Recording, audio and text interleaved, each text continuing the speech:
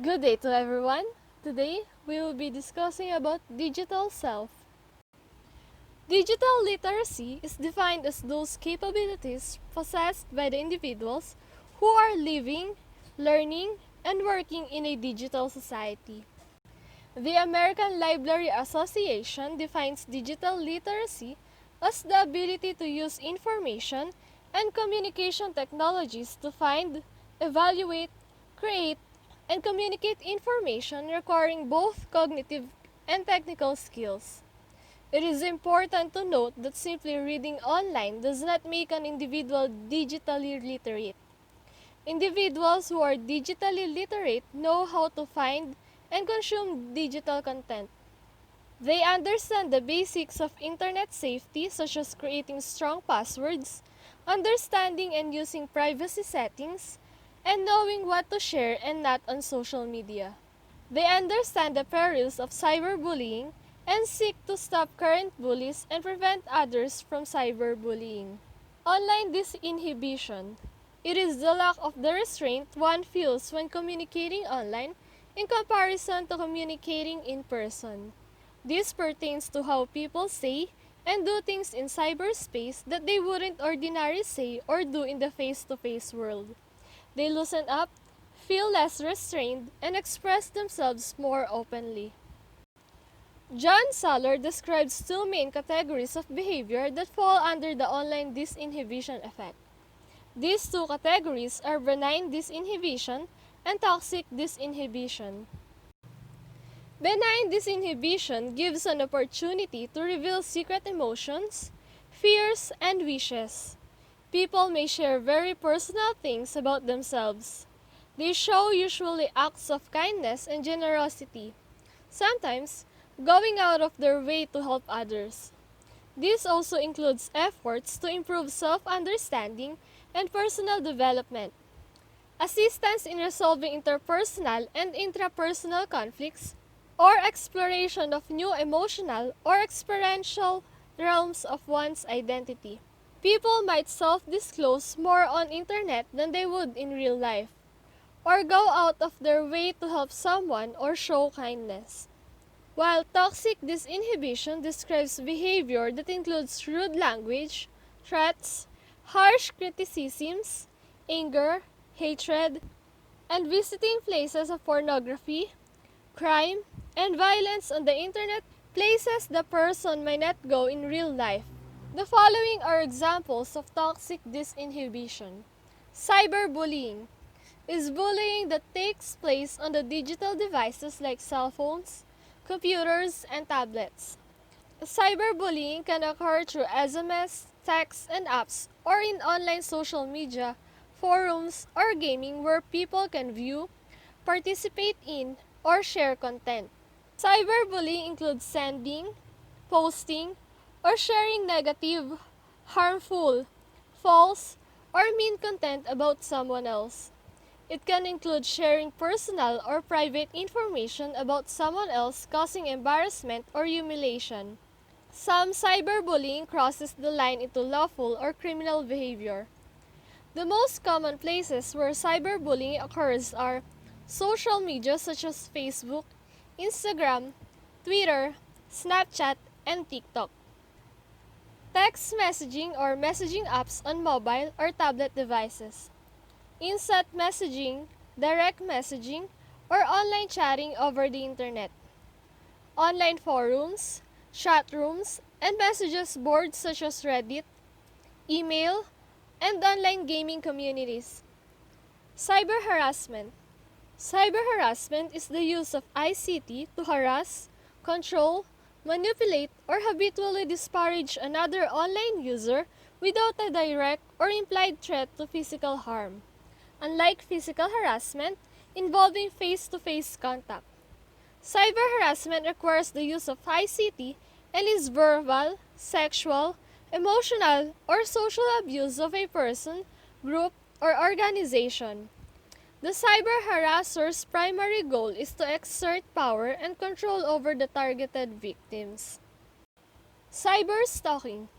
It is the use of information and communications technology to stalk, control, manipulate, or habitually threaten a child, adult, business, or group, which includes direct or implied threats of physical harm. Habitual surveillance and gathering information to manipulate and control a target. Cyberstalking requires a direct or implied threat to physical harm by the assailant.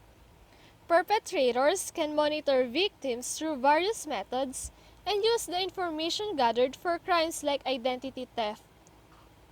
An internet troll can be defined as an online user who uses information and communications technology to purposely and actively provoke, defame, anger, tease, flame, or incite other online users. More often than not, the internet troll does not know the target recipients of their vitriolic statements and behaviors.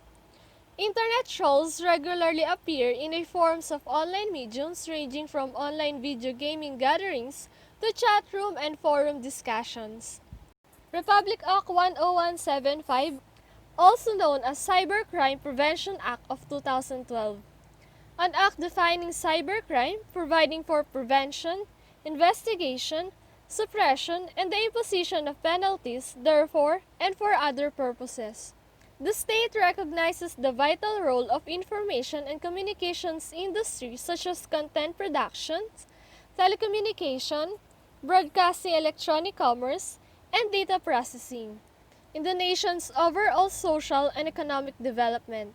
The state also recognizes the importance of providing an environment conducive to the development, acceleration, and rational application and exploitation of information and communications technology to attain free, easy, and intelligible access to exchange and/or deliver of information, and the need to protect and safeguard the integrity of computer and communication systems, network, and databases, and the confidentiality, integrity, and availability of information and data stored therein, from all forms of misuse, abuse, and illegal access by making punishable under the law of such conduct or conducts.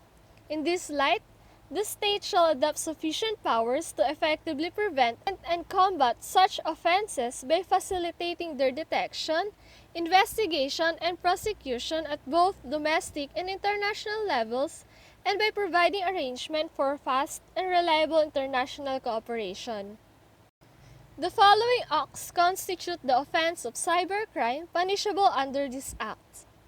Offenses against the confidentiality, integrity, and availability of computer data and systems, such as illegal access, illegal interception, data interference, system interference, and misuse of devices.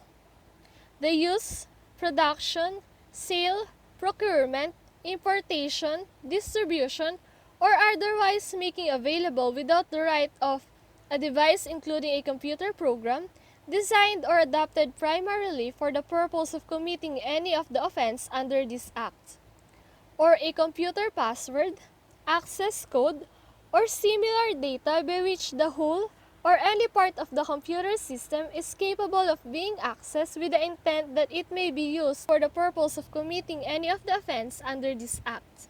The possession of an item referred to the paragraphs mentioned above with the intent to use the said devices for the purpose of committing any offenses under this section.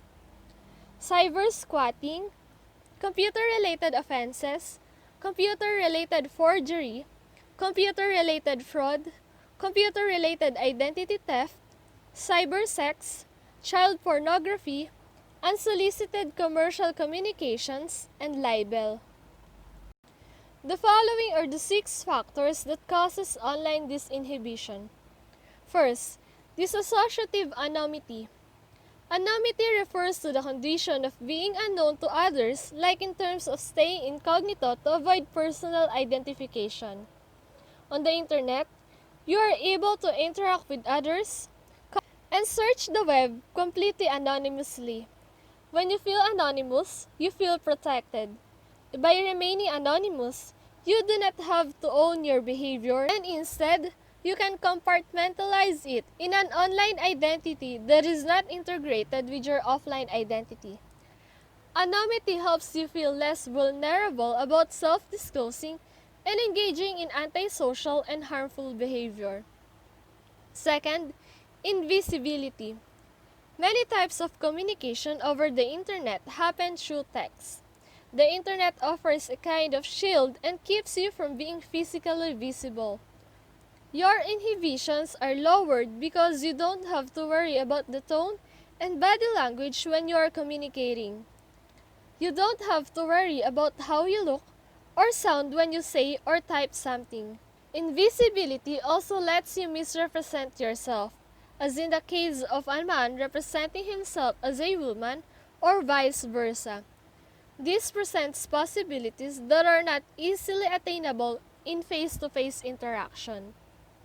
Third, asynchronicity. The asynchronous nature of many forms of communication over the internet leads to a disinhibition. Email and message board conversations do not happen in real time. For example, you might put up an emotionally charged post and log out without seeing any responses from others. This would allow you to gain an escape from any potential negative reactions. Asynchronicity also allows you to think more carefully about what would you like to say before posting, which can help if you have trouble with face-to-face interactions. This lessens the pressure that can accompany real-life conversations and can lead you to present differently online than you do offline. Fourth, solipsistic interjection. Without face-to-face cues, you experience online messages as voice in your head. You might assign imagined characteristics to another person based off of their messages and online persona. Your online companions become characters in your own psychic world, shaped by your personal expectations and needs. Additionally, when reading another person's message might be experienced as a voice within one's head, as if that persons magically have been inserted or interjected into one's psyche. Of course, we may not know what the other person's voice actually sounds like, so in our head, we assign a voice to that companion. In fact, consciously or unconsciously, we may even assign a visual image to what we think that person looks like and how that person behaves. The online companion now becomes a character within our intrapsychic world, a character that is shaped particularly by how the person actually presents himself or herself via text communication, but also by expectations, wishes, and needs. Because the person may even remind us of another person we know, we feel in the image of that character with memories of those other acquaintances. Fifth, disassociative imagination. Emily Finch, a lawyer who studies identity theft in cyberspace, observes that people might see cyberspace as a game in which normal rules in everyday interactions do not apply. This leads to a feeling of escapism and can lead to a person thinking that they can adapt and shed a certain persona simply by logging on and off. Because the internet can seem like a make-believe space, you might feel one disinhibited to act in a ways that you normally wouldn't do offline. And lastly, minimization of status and authority. Authority figures express their authority through dress, body language, name titles, and their environments. Without these cues, their authority is reduced in online environment. Although you might know someone's offline status and power, you are less likely to feel intimidated by that authority on the internet. The internet offers a more or less equal playing field for everyone, allowing you to feel more disinhibited and engage others more as a peer instead of as authorities. In most cases, everyone on the internet has an equal opportunity to voice him or herself regardless of one's status, wealth, race, gender, and others. Personal boundaries are the set of guidelines, rules, or limits that a person creates to identify reasonable, safe, and permissible ways of people to behave towards them and how they respond in case someone breaks the rules or oversteps the limits. Self-presentation is a range of strategies that people adopt to shape what others think of them. The following are the self-presentation strategies and impression management. First is self-promotion. The person who is using self-promotion is trying to show that he or she is competent, effective, or a winner. This person expects respect. He or she speaks profoundly about their experience, education, and achievement. He always makes the people aware of their accomplishments. Here, we seek to convince people of our competence. With self-promotion, we are trying to get the people to think that we are capable, intelligent, and talented. Second, ingratiation. The person using ingratiation in presenting oneself to others has a desire to be likable. They expect affection. This person takes an interest in one's personal lives to show them that they are friendly.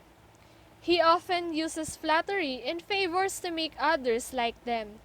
Since we tend to like people who agree with us, say nice things about us, do favors for us, and possess positive interpersonal qualities, it should come as no surprise that ingratiation can be accomplished through imitation, flattery, doing favors for someone, and displaying positive personal characteristics. Third, exemplification. The person who is using exemplification has an intention to achieve worth from others. He expects others to feel guilty by their actions. This person tries to appear like a hard-working, dedicated employee to make others feel less worthy than they are. With exemplification, people attempt to create the impression that they are morally superior, virtuous, or righteous.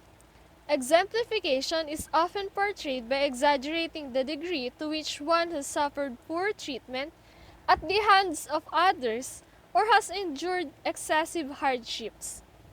Fourth, intimidation. The person who is using intimidation tries to appear dangerous or ruthless. He expects others to be afraid of them. People do this when they are expecting others to finish a task. Sometimes, people want to be feared. An employer, for example, might want to be viewed as tough, powerful, or ruthless. These views might serve to increase her workers' productivity and soften their demand for salary increases and other benefits. And lastly, supplication. The person using supplication would like to appear helpless. He aims to achieve nurturance from others. This person would act as if they know less than others so people will help them out. He pretends not to understand something to gain someone else's help. This occurs when people publicly exaggerate their weakness and deficiencies. People will sometimes exaggerate their incompetence if doing so gets them what they want. In extreme cases, these tendencies may underlie depression and other psychological difficulties. 30 Ways to Love Yourself Online, a Beginner's Guide to Personal Data Privacy. Tip number 1. Create a strong passwords.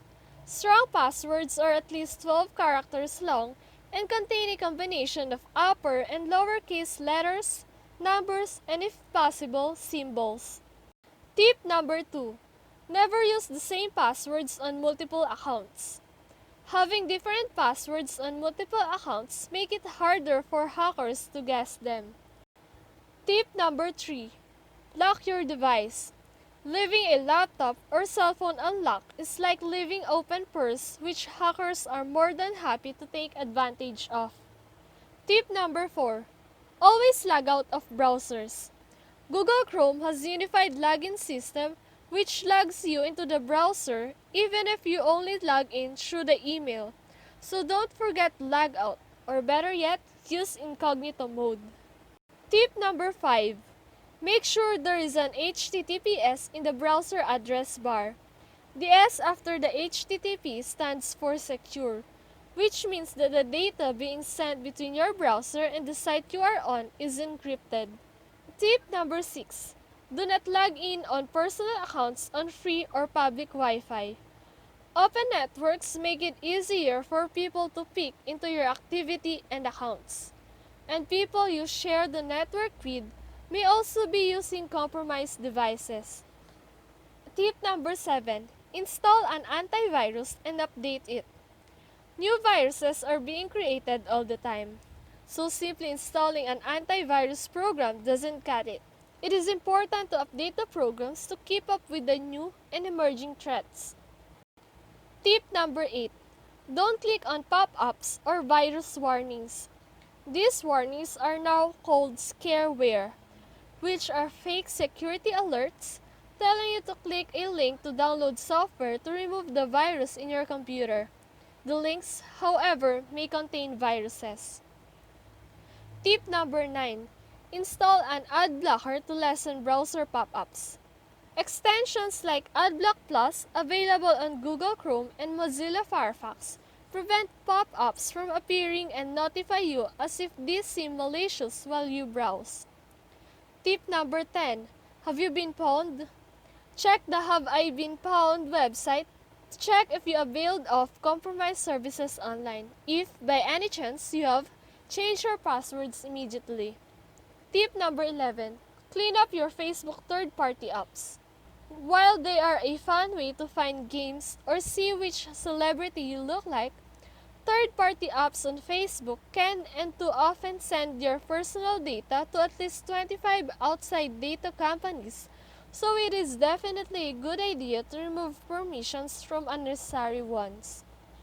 Tip number 12. Clean up your Facebook groups. There are more Facebook groups you join, especially the big and open ones, the more likely you are vulnerable to identity thieves.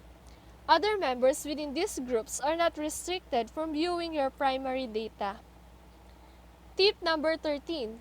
Set up your Facebook privacy settings. Setting your Facebook privacy protects your content from predators, stalkers, and identity thieves. Not everyone has to know what you're doing every minute of the day, especially if it's information on your vacation details or bank accounts. Tip number 14. Unfriend Facebook friends you don't know personally. With too many people's names, birth dates, education, and work history available online, bogus accounts can easily duplicate a person you may know or want to be friends with. These bogus accounts can target you for identity theft, malicious links, or spam attacks. Tip number 15. Update your Facebook timeline and tagging settings. Sure, you can untag yourself from unwanted, unrelated, or embarrassing posts and photos, but for things like this, prevention is always preferred. Set up your timeline and tagging so that you can have an immediately say on what does and does not make it in your page. Tip number 16. Don't be too public. While sharing details about your life can be fun and exciting, there are just some things you should never ever share on social media. Things like your home address, vacation details, ticket numbers, and the layout of your house should always be kept private. Tip number 17. Check and clean up your spam folder. Be wary of emails that come from people you don't know, contain misspelling, designed to fool spam filters, makes an offer that seems so good to be true, or contain attachment like .exe files. Tip number 18. Be wary of phishing emails. Phishing criminals typically send emails to thousands of people pretending to come from banks, credit card companies, online shops, and auction sites to trick you into going to a fake site and entering your personal information. Tip number 19. Avoid using work email address for personal matters. Company email addresses are typically controlled by your IT people and can be accessed by your bosses, so it's best to keep personal matters outside of work. Moreover, your work email address is usually an easy target for spam and viruses, especially if it's listed in your company's website. Tip number 20. Unsubscribe for unwanted newsletters. Subscribing from the newsletter you had to sign up for 2 years ago to get a free item would do matters for your email inbox and for the safety of your personal information. Tip number 21. Clean up your browser extensions. Exercise caution over the extensions you install for your browser. These are pieces of code that can customize your user experience, but also are dangerous if left unchecked in the hands of malicious people who want to track your browsing or capture your password and private data. Tip number 22. Delete your browsing data. Cookies on your browsers help you track your usernames and passwords, but it can also be used to track your activity, interests, and preferences. Keep your data private by regularly clearing your browsing data. Tip number 23. Uninstall unwanted programs from your PC.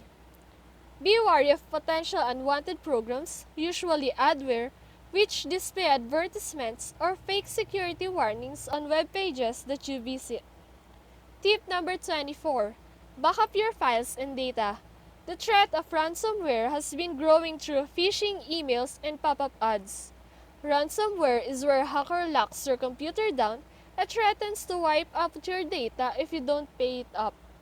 Tip number 25. Keep your software up to date. Software updates are critical for everything from brand new iPhones to ancient PCs. These updates sometimes fix security and privacy flaws that leave you vulnerable to hackers. Tip number 26. Check and use firewalls. Firewalls are network security systems that monitors incoming and outgoing network traffic based on predetermined security rules. Make sure that yours is up and that they stay up. Tip number 27. Secure your wireless network. Lock down your wireless network with a strong password and encryption. You can also connect your machine to your router to check how many devices are connected to your network. If there are more than you'd expect, it's time to change passwords. Tip number 28. Store personal and financial documents securely. Never access your personal and financial documents in internet cafes or public computers. Additionally, when storing your extra sensitive files, save them in one folder, compress with a password, and delete the original folder for extra safekeeping. Tip number 29. Be mindful of devices with company data on them. This goes without saying, but keep your boss and clients happy by respecting their data privacy as much as you do yours. Never open confidential files to work on public computers and treat devices that contain these files with extra care. And lastly, tip number 30. Pass this on. Help your loved ones love themselves. Show your love to friends and family by introducing them to good personal data privacy practices to keep them safe off and online.